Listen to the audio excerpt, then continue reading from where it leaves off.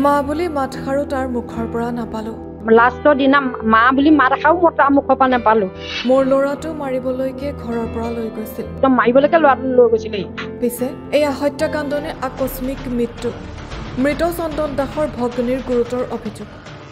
কাহিনীটোত হত্যাকাৰী ভাৰ্গৱ দাস আৰু ভাৰ্গৱ দাসৰ ককায়েক গৌৰাংগ দাস, যাৰ ঘৰ দুৱাৰপাৰ, আৰু তেওঁলোকৰ দেউতাকৰ নাম ঘনকান্ত দাস।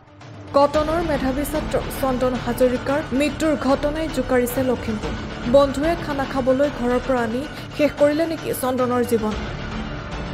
এমাহ পূৰ্বে লখিমপুৰৰ নৰাগাঁৱৰ চন্দন হাজৰিকাৰ মৃত্যুৰ ঘটনা আকৌ চৰ্চালৈ আহিছে। কাৰণ আৰক্ষীৰ কাষ চপাৰ পাছতো আজি পৰ্যন্ত ন্যায় নাপালে পৰিয়ালটোৱে। পৰিয়ালৰ দাবী এয়া আছিল এক হত্যাকাণ্ড। অভিযোগ অনুসৰি সহপতি দুৱাপাৰা অঞ্চলৰ ভাৰ্গৱ দাসে 21 জুলাইৰ দিনা ঘৰৰ পৰা খানা খাবলৈ বুলি লৈ গৈছিল চন্দন হাজৰিকা। কিন্তু ৰহস্যজনকভাৱে সেই নিশাই মুৰ্মুষ অৱস্থাত চন্দনক ঘৰত থৈ গৈছিল ভাৰ্গৱে।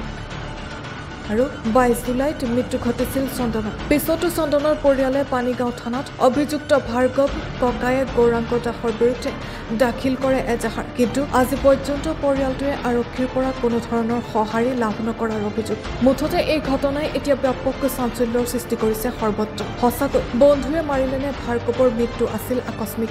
নিশ্চয়কৈ তদন্তত আহিব পোহৰলৈ। ভাৰ্গৱে আহি নিজে আমাৰ ঘৰৰ পৰা ল'ৰা লৈ গৈছিলেহি, মাক সুধি লৈ গৈছিল।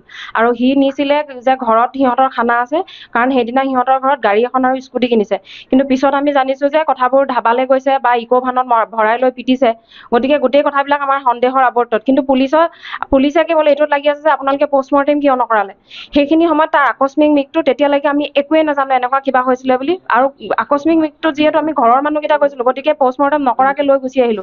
Bureau' report NZD news.